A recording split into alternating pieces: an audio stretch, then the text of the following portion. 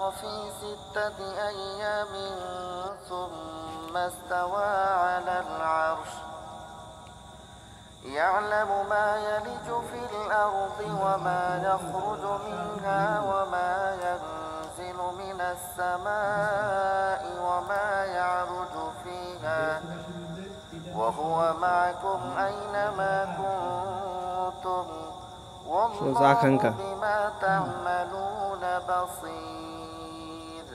তিনি হচ্ছেন সেই মহান সত্তা যিনি 6 দিনে আসমান সমূহ ও জমিন সৃষ্টি করেছেন, অতঃপর তিনি তার আরশে সমাসীন হন।